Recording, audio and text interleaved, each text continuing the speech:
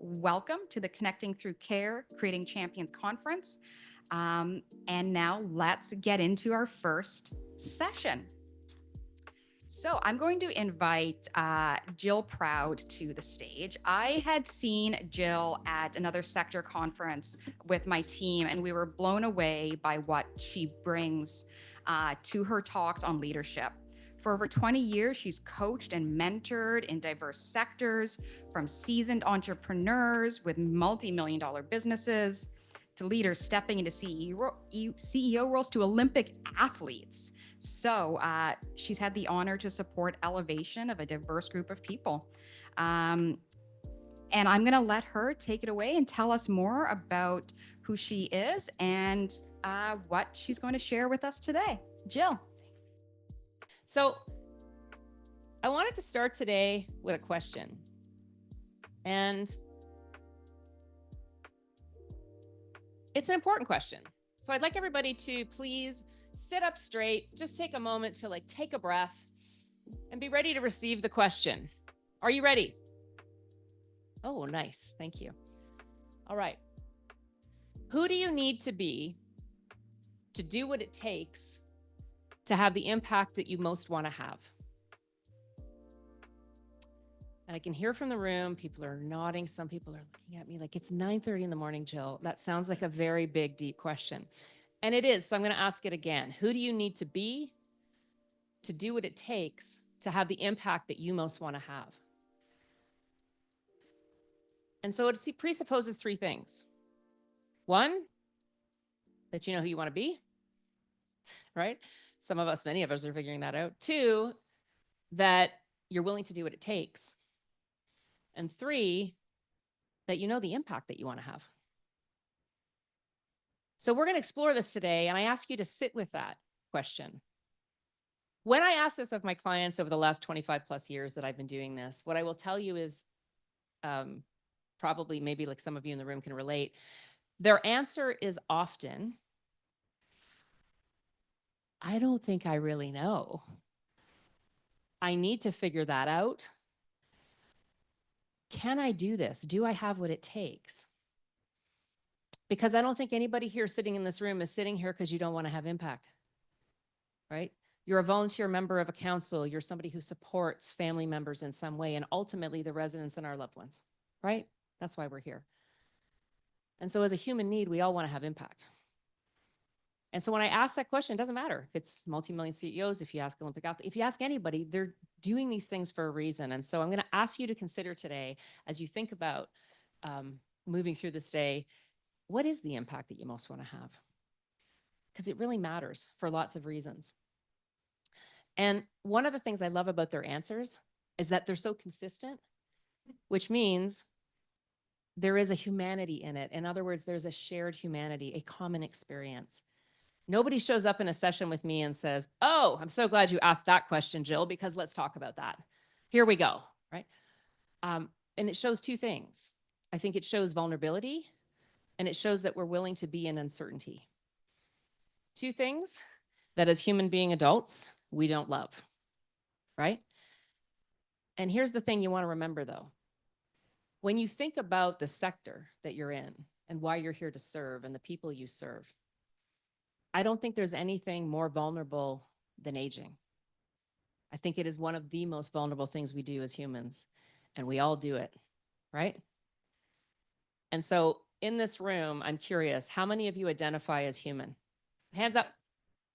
Excellent. Mostly a consensus. Some of you are a little uncertain, and that's okay. Be what you're going to be. What I want to say is, therefore, we have a shared collective experience of this. And what I think vulnerability does and uncertainty is actually invites us to bring the best of humanity. I think the best things happen when we get real about how it really is and what are the challenges we face and what's really happening behind the scenes and not in front of social media or not in front of whatever. It's like, what's really happening? And so I wanted to start today with that question because I want you to actually think about it as we move through the rest of today, because I'd like to do a few things with you today. So we're going to cover three key things. One is leadership. What is it? Let's get on the same page of what does it really mean? And how does it relate to my role as a volunteer as a member? Does it relate? right? The second thing is what I know in doing this work for 25 plus years with all kinds of people in not-for-profit and for-profit and frontline and executive, senior, everywhere. The bottom line is these three paradoxes I'm going to share with you are true. And what happens is we need to learn to dance with paradox, because two things can be true, especially in this crazy wild world we're in right now. And we need to learn how to dance with those. So I'm going to give you three paradoxes that will help empower your leadership or potentially block it if you don't learn to dance with these paradoxes. And the third thing we're going to do, which is more of an interactive thing, is around the key core skill that I say as sort of the macro skill. There's a whole bunch of things I could teach you in my programs and the trainings I do and all the things. But I was thinking about for this group, what would be really helpful? And I think you go to the fundamentals. And so I'm going to start with one of the fundamentals of any group, because family councils are teams at some level, right? And all teams, I think most teams, want to be in some version of performing or high performing. Yes? Right. Okay, cool. So here's what we're going to do. If you can throw up the next slide, agreement today. And the agreement is this. I acknowledge this space as sacred, beyond safe, worthy of great honor. Now, I use that with every single person I work with. I don't care at what level you are, what your title is, or how much money you make. I care not. When we show up to work together, either in a team or as your coach, we need to have some agreements. And this is one of the macro agreements that I use, right? And so what does it mean to you? And I'm curious to be like beyond safe, it's sacred, worthy of great honor. Because when I show up in coaching, I am present fully for you. You are my whole world, right? If I'm with the team, this is it. In this audience, you are my world. Nothing else exists. Beautiful view, all the things. It's about you. And so one of the things that to me is sacred is giving you my full attention and being fully present. And that means to me that I'm honoring that, worthy of great honor. You are, this group is. So I'm curious, as you think about that, what is it for you? Just give me some ideas. When you think of worthy of great honor, if you're showing up anywhere, in any capacity, what does it mean to be worthy of great honor? What does that word mean to you? Give me a couple of ideas. Anything. Showing respect. Okay, so that's beautiful. Tell me, how would you do that? What's one thing, a behavior that would demonstrate respect to you? What's that? To be on time. Yes. Yes. I know in the room, there are those of us is like on time is late, early is on time. Yeah, be on time, show up on time. What else? What does it mean for you, love, when you, the person that said it? Active listening. I'm actually paying attention. Shocking in this world, right? I'm actually paying attention. What else? Yeah. Humility. Coming with humility. Okay, so we've got some online people. One person said coming with humility, right? I don't know everything, right? Humility to me often means you're curious, right? Good. So it doesn't take much. You've all got in your mind. There's something about that. And that's what we're going to do. As a leader, your job is to paint a picture, and on your family council to paint a picture of how do we engage with each other? What are the things that we are doing to actually engage for being a higher performing team in some way? So here's my next question. This is going to be quick and participatory. Who in this room identifies himself as a leader? You'd say, yeah, I'm a leader. Put your hands up. Most people. Excellent. I love it. Fantastic. So let's get on the same page. What does it mean? I like simple. Here's the definition. Someone who creates the space, culture, environment where people can be successful.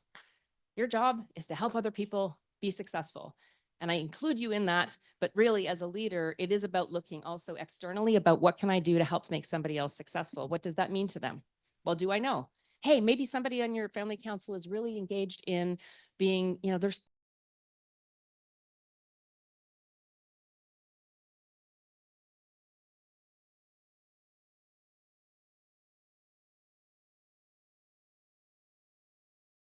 you're part of, it really is about understanding what does success mean to that person. And when you do, your job is to help them get that. When you do that, all kinds of amazing indicators go up. And what I'll tell you is they will feel like they are having the impact they want to have, which means they're doing the things to get the impact, which likely means then they are being that person. You are helping somebody do something that I'm going to say to you can be anywhere from life-changing to incredibly gratifying. to something that they can take into other parts of their world. And so I think we underestimate, sometimes we complicate leadership. I think it's, how do you create an environment where people can really be successful? What does that look like? So as you think about family councils, what does that look like for your particular council? So next question. Who thinks that it's important to have impact in the work that you do? How many people think impact matters? Excellent. So if impact matters, then I'm curious about something. If you could not have the impact that you most want to have, okay, you could not have the impact. I want you to give me a thumbs up and down. Not yet, but in a moment. What would happen? I'm going to give you a list. If you could not have the impact you want to have, what would happen to your energy level, up or down? Please keep your hands in the air. Down. Okay. What would happen to your commitment level, up or down? Down. What would happen to your confidence to be successful, up or down? Okay. What about your desire to stay engaged, up or down? Okay. So let the record show for everybody online. You might have been doing it. I can't see you. All of them were down. Every key indicator of engagement and success and keeping people with you on a journey goes down if they don't feel like they can have impact. And see, one of the things that matters about having impact is that it raises energy level. When you see results happening, when your council maybe is able to advocate for somebody, or you're having a really amazing like peer education sessions that are really helping people manage and navigate some of the toughest times of their lives. When you're having impact like that, all of these indicators go up, right? And sometimes we complicate it and think it has to be these big things. It does not. I have watched teams just flip on a dime in terms of their ability to engage and really get the impact that they want because they focused on one thing that they wanted to have impact on. They worked collectively and they got there. And sometimes we complicate it. And what I'm here to say is the world's complicated enough. You don't actually need to complicate it, but sometimes you need something to mobilize around, right? To really get everybody engaged. So last question here. How much energy, don't say anything yet. On a scale of 1 to 10, I want you to put the number in your head. How much energy does it take to lead in today's environment? Scale of 1 to 10. I don't bother going anywhere below 5 because if you're below that, I don't know if you're still living in this world here right now. So how many people said 5? Okay, nobody. For the record online, you can throw your answers in online if you want, 5, 6, 7. How many people 6? Oh, nobody. Okay, how many people 7? Okay, some hands, keep your hand up. 8. 8, 9. Oh, lots more hands, 10. How many's at 11? Yeah, lots of 11s. Okay. It takes a lot of energy to lead for impact, right? It does. There's no question. And so what I want to say is this: how you manage your energy as you move through your volunteer role, or if you're somebody that's staff that supports, if you're helping lead, it's like this. I have my mic, so give me a minute. Like this. Energy, vitality, I call it, and impact are interconnected, right? When one goes up, the other goes up. When one goes down, the other one goes down. And so you need to think about, how am I self-regulating? How am I keeping the energy to actually be in this volunteer role or in the staff role to be able to support the impact we most want? And one of the ways that you do that is to actually focus on having massive clarity about why this family council not only exists, and I know you've got legislative stuff and things that tell you, your purpose. I'm talking about, what does your council think? What is important in this particular home? What matters right now? Because it will be different, or you will articulate it differently. And personalizing it makes it real. And we're going to talk about that shortly. I'm going to give you a very specific technique. So clarity really matters. I want you to read this quote. I'll read it to you for the people online. It says, "The future of work is about fostering a culture of collaboration, empathy, and lifelong learning. Leaders who can facilitate inclusive and productive group dynamics will be essential in driving innovation and growth." Satya Nadella, the CEO of Microsoft, he wrote a book, 2017. What I'm here to say is there are a ton. I'm going to show you another one that's very similar. Facilitate productive group dynamics. Leadership never required that before. People showed up in whether their volunteer roles or their work environments, and everybody, if you didn't hear from a leader, like if we didn't hear from your leader, it was a good thing. And then it became a little bit more like, oh, we're going to start doing performance reviews and those kinds of things. Now we got to up level and actually be able to facilitate productive dynamics, right? And I'm telling you, I've been doing this for 30 years. It's a thing. It takes a set of skills. It's not just something you should walk into and feel like you can do. because you won't be able to do it if you haven't had training or you haven't had a lot of experience or some great mentorship. You may not be as effective as you want to be, and that's a totally normal thing. So don't think anything's wrong with you. It's actually that the game's up leveled. There's a lot more requirements. And let's face it, let me ask this. How complicated is the healthcare system? On a scale of 1 to 10, are we like 11 again? Yeah, everybody, I love you at the back, 11s. So you're in a complex world where you have to navigate. There's home dynamics, there's leadership in home dynamics, there's family councils, there's resident councils. Oh, there's the ministry, right? There's a lot. And what I'm here to say is what you do have control over is your immediate council. And how do you want to engage with each other? And being able to productively facilitate group dynamics is something that will raise the level of performance and make people feel like they can have more impact in a way that I can't begin to describe. And sometimes it's simple things, which we're going to get to at the end. So one of the things that gets in our way, being the human beings that we are, is that we have diverse opinions. Yes? In the room? Diverse opinions on things, right? And so we often say, if everybody thought like me, it would be so much easier. The thing is, innovation and creativity doesn't come from that. We know this, right? And so what we need to do is learn how to leverage it. And really, what we also need to do is own what's our role in it. Because it's easy to go into a group dynamic and go, well, I have some incredible ideas. I won't exactly say it like that, but I certainly know I've been in this a long time. I've been around a while, or even I'm new, but I come from another place and I can tell you what we do over there. And we all got our ideas.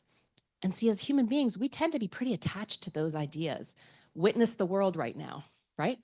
And if we had some more adaptability, flexibility, some more open-mindedness, some curiosity, I'm telling you, it goes a huge long way to innovation, creativity, and helping people feel like they've got impact. So here's a quote I want to show you. This is the thing that will get in our way, that we identify with our singular point of view. And what Roger Martin from the Rotman School of Business, he wrote a book, Opposable Minds, and studied all kinds of people. Martha Graham, the choreographer, world-renowned. Alan Lafley from Procter & Gamble, CEO, all kinds of people. And what they found is those people had an ability to hold two things as true. They hold opposable things that weren't really opposable.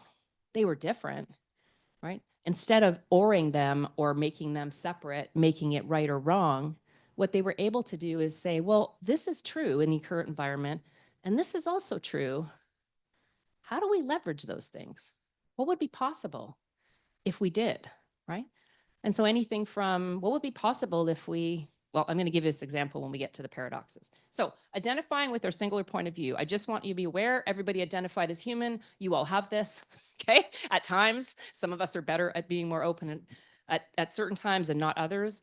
But what we can do is understand that when we do recognize we're in our singular point of view, we won't be in creativity, we won't be innovation, and chances are we won't be in relationship building as effectively as if we can actually think about holding two things as true, which we would call a paradox. And paradoxes are what we think of as seemingly opposites or don't connect, and yet they do. And let me give you 3 examples of ones that I've seen in action throughout my career that I teach all the time to people about how to do both. Number 1, external focus and internal focus. It's both. So here's an example. We tend to have more of an external focus of what's going on in the world around us. What are the things driving the things that are coming to our family council table? What are the, the rules, the regulation? There's all of this external.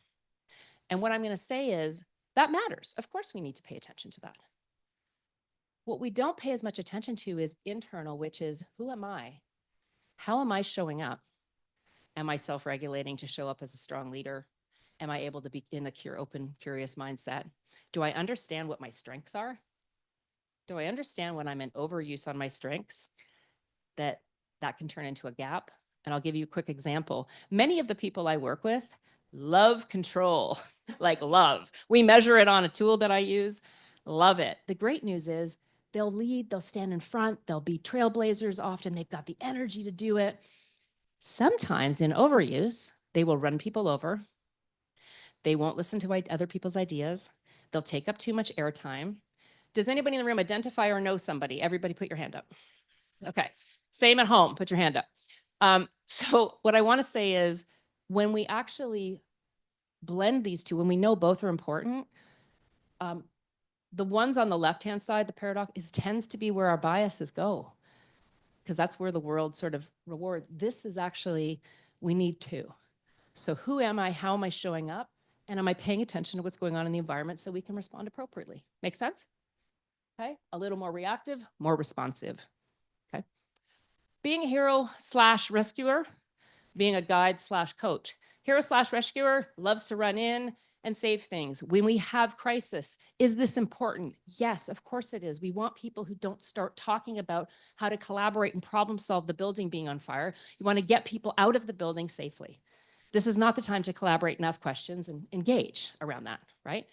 So what I'm going to say is, I think being hero rescuer, there's times where we really need that, like, to come in. That gets overused though. This is about doing for, it's about stepping in, right? This, being a guide or coach, is about doing with. And what's really important in this current environment is we need a lot more coaching. We want to build capabilities. So if you've got new members coming into your family council, are we coaching and guiding them? Or are we sort of just telling them what to do and I'll show you? Let me do it for you. And so what I want to say is both matter. Where is your bias? Where do you tend to be stronger right now, right? And seeking certainty and seeking clarity. Seeking certainty, yes, we need to pay attention to, as I said, regulations. We need to pay attention to things that the ministry say are important, to the things that the optics that go out there on media, right? Of course, we need to pay attention to those. That matters. That is more convergent thinking. It's a little more detailed. It's a little more like sort of what's in front of us. What we're looking at in seeking clarity is more about divergent thinking. What if we were to ask more questions and look for ways to say, what would be possible if, yeah, we followed some of the rules, but we know, and you all know this in the room, if the ministry's listening, I'm willing to stand behind this. There is stuff practically that doesn't work on the ground necessarily. There are conversations we need to be having because we've got all kinds of anomalies and things that just don't fit the box. So this is saying, why don't we seek clarity around what's possible if we try to do something different? What if we honored this and could also do this? And that's where the creativity and innovation that I'm seeing in homes and on councils and places happens, is when we're actually looking for clarity as much or more than we're looking for certainty. And what we saw earlier is we lack certainty as human beings, right? It's a safe and easy place to play. And so what I want to ask you as you think about what we're moving into next, which is what's the one core macro skill out of all of this that I think really matters on teams? I'd love you just to think about, on these 6, where do you notice you're strong? Where do you notice you're in overuse potentially, where you need to actually be thinking more about one of these? Because I'm going to ask you at the end of today to think about how you might grow yourself. So just have a look at these, take a moment. Which ones are you strong at? And which one would make the biggest difference if you were to grow yourself? Another quote from Heather McGowan, she's a strategist on the future of work. And she wrote a book in 2020. It says, an increasingly complex and interconnected world, the ability to facilitate group discussions, foster collaboration, and navigate diverse perspectives will be a key differentiator for success.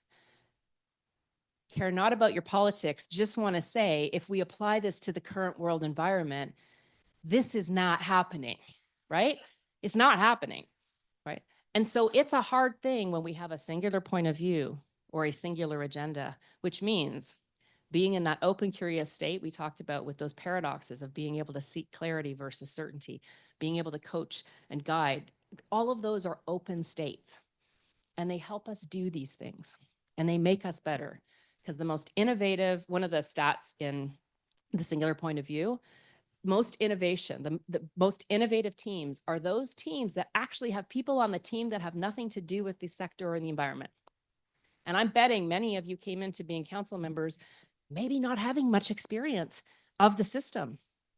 And then all of a sudden you're either thrust into it or it becomes part of your world, right? I think that is, they can be 35% more innovative because they don't have the construct or the certainty of how it is. They don't see that. Does that make sense? Right? So on that note, here's what I want to do. I said there's this macro skill on teams. So many of you may be familiar with forming, storming, norming, performing. the evolution of teams, much like human development, right? Evolution of teams is we form, we get to know each other, we're hanging out, it's all good. It's very surface, but we've come together. Then storming happens. Why does storming happen? Storming happens because we don't yet have norms about how to behave as a team. Individually in our head, we do. We have singular points of view going on all over the place in our heads. We don't necessarily have that as shared clarity. Me individually and shared clarity, very different things and much more challenging. So we're meeting, and all of a sudden we notice people are talking over each other in our sessions. We're not following the agenda and we're going over time. That starts to have some behaviors in the room. People are nodding. Oh, nobody's ever been in a meeting like this. And so we start to notice we don't actually have norms around this and nobody's enforcing any norms. Like we actually need to have some accountability. And so we storm. And the storm is just to say, you don't have to get loud and angry. It can be, hey, I'm a little frustrated. I feel like we're not getting through agenda. We're talking a lot. I don't know that we're making decisions. And the team goes, yeah, you're right. I think that's like, let's talk about how we can do this better.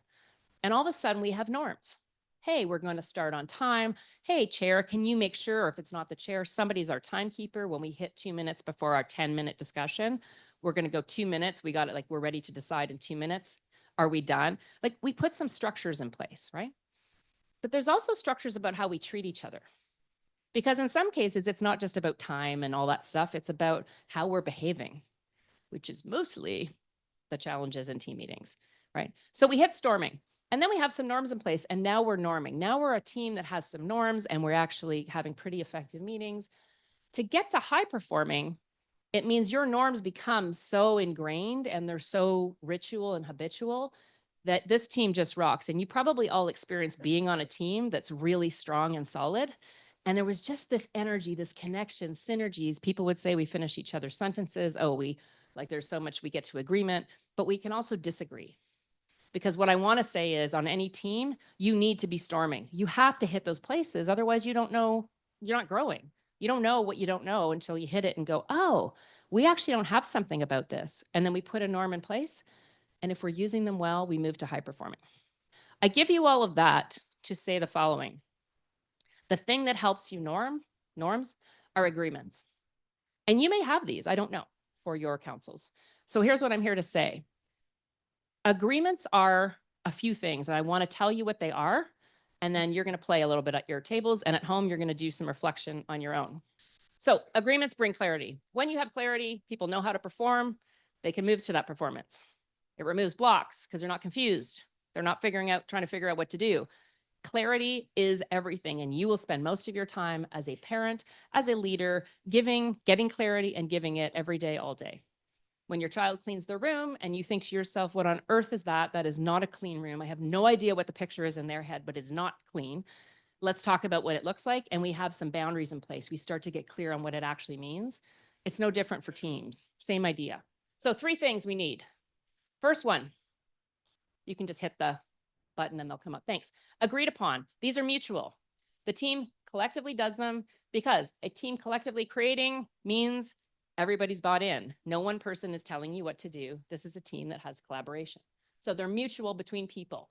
How we treat each other and work together. Number 2, behavior-based. Someone would know what they mean, how to live the agreement, right? You can't just say, oh, let's make sure that we pay attention or that we listen. There needs to be a ... On this team, what that means is. And the third one is consistent. Everyone's held to them. This matters the most in many ways once you have them. If they are not applied consistently, they blow up and there's no structure. So you are holding a container for your council that's based in agreed upon mutual agreements that are clear and consistently held. Okay. So let's get some examples of what those might look like. I started with, this is one example, right? And so what I'm going to say to you is you don't see what worthy of great honor is defined by, but I have that conversation just like I had with you when we started this morning. I have that with every person I work with. They know clearly what it means to them and what it means to me. And we have that conversation. Let me give you some other examples. First one, show up. We talked about this on time, middle back of the room, present in a leadership mindset, open, curious, and energized. One of my teams was finding that they had a mindset issue. The teams were coming in, people were kind of lethargic, people were kind of arriving late. It was just this kind of lethargy at the beginning and not really prepared. And so they said, hey, this is not okay. This is the most, what I'll tell you is on family councils or internal to homes or anywhere, when you have a bunch of people, volunteers, leaders sitting around the table, it'll be one of your most expensive meetings of the day or week, right? It is a huge amount of people's volunteer time to come in and make this work. We might as well show up as if we're here to make it work, right? Another example, all conversations discussed in the meeting are debriefed in the meeting, not outside the meeting. One of the teams I was working with was having a real challenge. Guess what was happening? We go, does everybody agree? And people would say, yes, okay, yes, that's the decision. And then they'd go, Sam, can we just like have a little chat? I didn't want to say anything in the meeting because I felt like I just didn't feel very confident, or I wasn't sure if people would agree. I care not if you're comfortable. I care that you get your outcome, which is what I tell my clients. And if you want trust on a team, you got to say the stuff that needs to be said in the room, even when it's uncomfortable, and especially when it's uncomfortable. That's why facilitating group dynamics matters. It's a thing. And sometimes there will be conflict. And this team really had to get on it because the challenge was that they were actually having way more conversations outside than inside. And as soon as they started having conversations inside, guess what happened? Meetings went faster, decisions went faster, they made better decisions, and they actually could go out with one voice as opposed to, well, yeah, I kind of agreed, I didn't say anything, but really we're going to do it this way, right? Which is entirely ineffective. Okay, number 3, pause after someone speaks before reacting with words or body language. You may be one of these people, you may know these people, right? I had a team, and one of the things that kept happening was a couple of team members had this thing where they would sigh. Somebody would say something and they would go, now, I'm going to say to you, even when people are sitting like this, or there's people that are like, the eye rolls the whole head. What I'm going to say to you is they are often totally unconscious of this. So your reflection to them is the mirror, and you can do it in a way that's both respectful and also direct, is to actually say, hey, I noticed that when I just said that, 2 of you really sighed heavily. Now, to me at home, that means this. Like, I'm full of shit. Nobody believes me. They're tired. What does it mean for you? Like, what did it mean? Now, some people go, oh my God, I was just tired. I'm sorry. I was just like literally having to energize myself. I'm a little tired this afternoon. But you need clarity on what it means, because it's much less actually about the words than your body language and your tone. Tone can kill a meeting very quickly. Right? And you know this, how somebody says something matters. Next one. Approach every decision with a focus on making it a win-win, okay? For all parties. That's the first part. This team really needed to focus on collaboration. They were noticing they were getting very singular point of view. They were really taking it only from their perspective and not from, in this case, either client or residents or family members. And so they thought, we got to start with this. We're not blind though. We're not naive. We also need to move to some version of accommodate, more directive, more whatever we need to be, if that doesn't work. But we're going to start here. That's our commitment. Make sense? Okay. Last one. Be willing to be vulnerable. Go first to build trust and be a model of courage.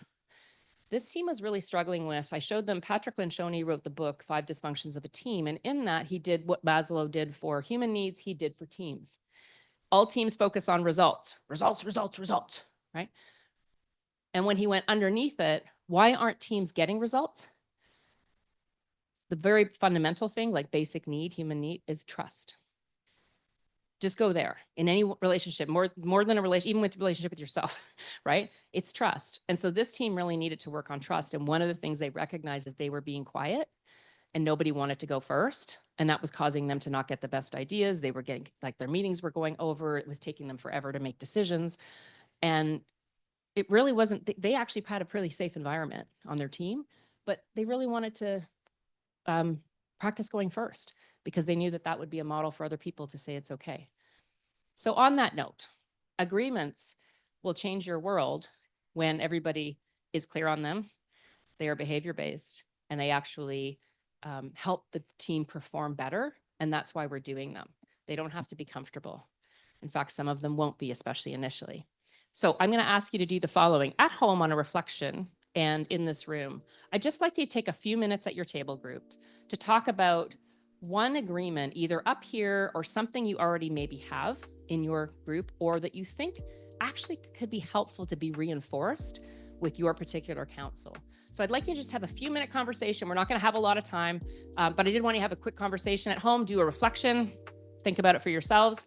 Go, you got 3 minutes.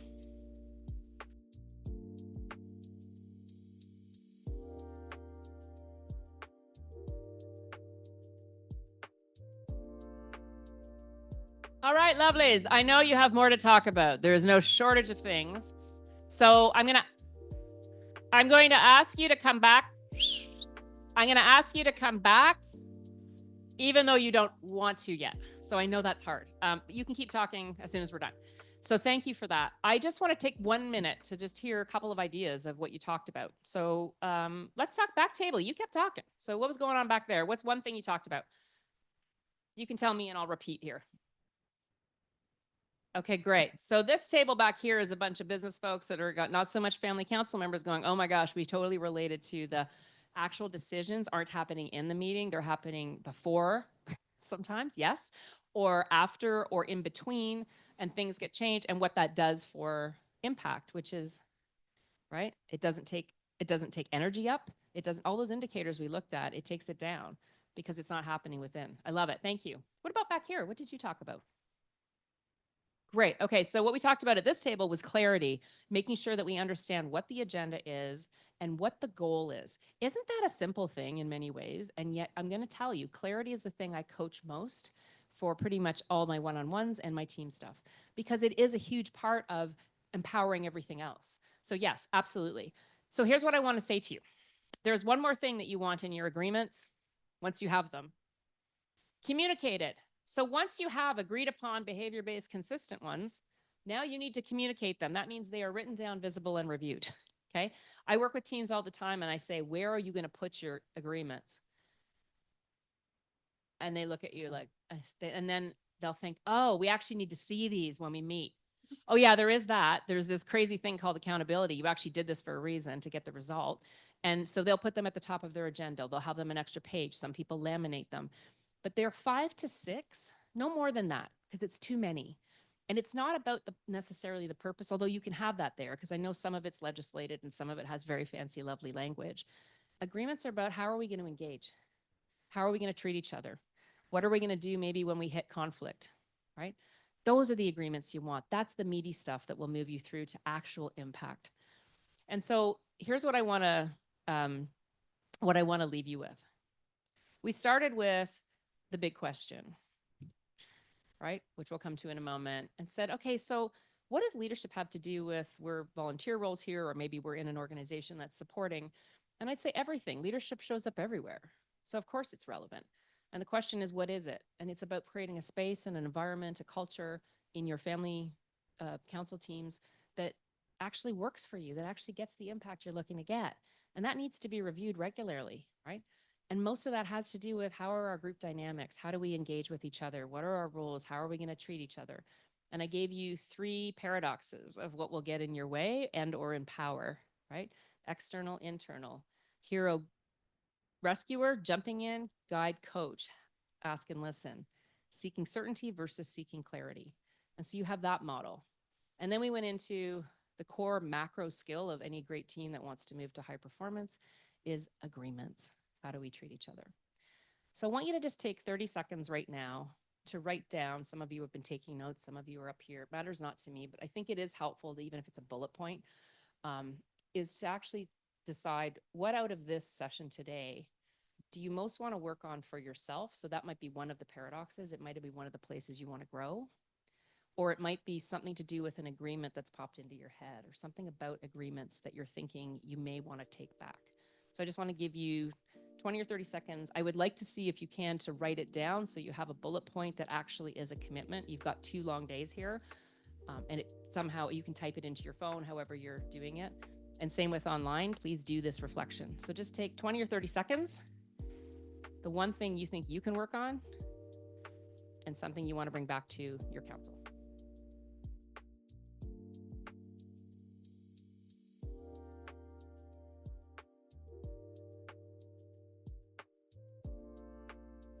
The thing we don't want coming out of this is intellectual exercise. We know all kinds of things we should be doing, and we don't do them. And so this really is about accountability, because as a leader, if your job is to help create that environment for yourself and other people, then accountability really is everything, which means you start with you, right? That internal paradox, the one we tend to avoid the most, I'm going to say is one of the things that will make the biggest difference if you can really start to focus on how can I dance in those paradoxes. And as I answer the question, who do I need to be to do what it takes to have the impact I most want to have, that you have an amazing opportunity in this theme of creating champions, right? Champions are leaders. Champions are people that's a call to action. We were talking about this, Sam and I were getting ready for this. It's like a call to action. It's this energy that's behind it, right? You have an opportunity to do that when you think of impact. So people will often say, well, where do I start? Who I need to be, what I'm doing, or the impact. And mostly we want to go into doing, right? I can do stuff. I'm good at that. And we get into doing. And then we're like, okay, well, I'm being pretty great because I'm doing these things. What I'll say to you is none of that matters if you're not actually having the impact that you want to have. And so actually start with impact. What's important to you right now? It doesn't have to be your impact for the rest of your life. What's important right now on this council for me? What's important right now? And I can focus on that because that's where I do have control. And I think because the world is so wild right now, it's really important to focus on where you do have control, right? And what I'm going to say is if you focus on that, you're going to find that you become this vortex that other people want to be around because you're so focused on the impact that you want to have and engaging other people around that and being a champion. People want to be part of that. And so you don't actually have to be anybody different. You just need to be conscious of why am I here and what's the impact I really want to have. The being and doing will happen. It kind of takes care of itself. So I want to thank you for today and this beautiful location, for Sam and Taeyang and Yoan, everybody for making me feel so welcome and for working with me on making this relevant for all of you. For all of you for showing up. So thank you. And I will be here for the morning. So I'm happy to answer questions. If you've got feedback, I'd love to hear it. If I can be of any help, please let me know. And I will leave you with this. Please really engage with each other. This is your time. For those online, engage online, like be here with the energy of this and that you're having it this year for the first time in a while, in person and online, is everything. So please enjoy your time with each other and really learn. And yeah, let people know what you've committed to, because when you let people know what you've committed to, your little bullet points that you sort of put in or up here, that's part of your accountability. So I wish you all the best. Thank you for having me and have an amazing 2 days.